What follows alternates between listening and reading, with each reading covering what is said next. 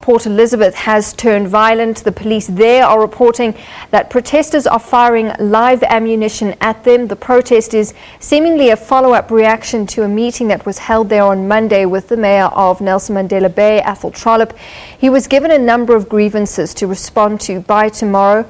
These include housing issues and economic development in the area, as well as rising gang-related crimes in the northern areas. A number of roads in the area have been closed to traffic. Large parts are deemed no-go areas for members of the public.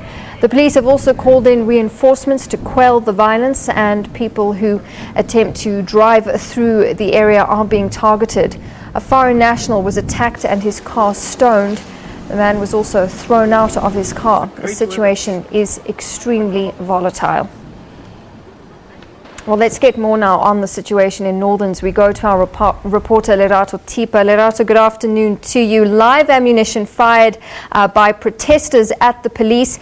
This does seem to be an extremely tense situation. What's the latest? Well, a very good afternoon to you, Natasha. If I just move away from the shot, you just see that there is evidently a high police contingency here in the northern areas, where residents in Hellenvale, Gavendale and Bethelsdorf have actually closed off roads, saying that they are protesting against poor socioeconomic issues not being addressed in this area. We actually arrived here about 2 hours ago. When we got here, it seemed peaceful from where we were standing, and then the police said that we can only stop here because if we go further, we will be in harm's way. A few hours later than that, we saw police coming towards where we are, saying that live ammunition has been fired at them by the protesters and they need to send more police into the area. So it looks like now the protesters now are fighting the police, not only protesting against poor service delivery, gangsterism, but actually saying they are now targeting the police themselves in this area. All right, just give us more as to why we're seeing this flare-up and when it all started to happen. I know after that meeting with the mayor, Athol Trollip, things started to get a bit tense, but just give us a bit more background to this.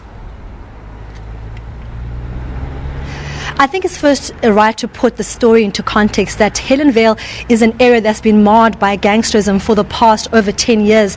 It's an area with high levels of unemployment, high levels of youth unemployment, and also high levels of people not having jobs. So the people in this area have been saying for a long time they've had grievances that they feel have not been addressed by the municipality or the government.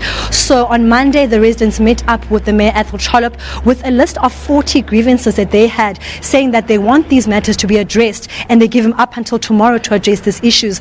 So it looks like they weren't able to wait until Monday or up until tomorrow, and said that they're going to now take matters in their own hands, and they've now gone to the street, attacking even residences. A few hours ago, Natasha, we saw a man's car literally being stoned, him being taken out of the car and then running towards the police, his mouth bleeding, saying that he was just driving through the area and then was attacked by the people in this area. So people saying that, you know what, for a long time the socio-economic issues of this area have not been addressed, and now, unfortunately, they are taking matters into their own hands. Does this look like it could affect schooling and businesses in the area, and does it look like it's set to continue?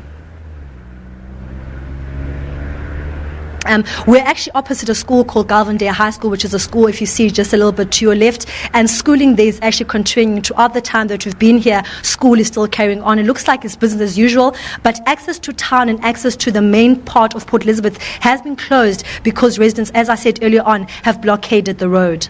All right, Athol, thanks so much for that. I'm sure we'll get more from you in our later bulletins later.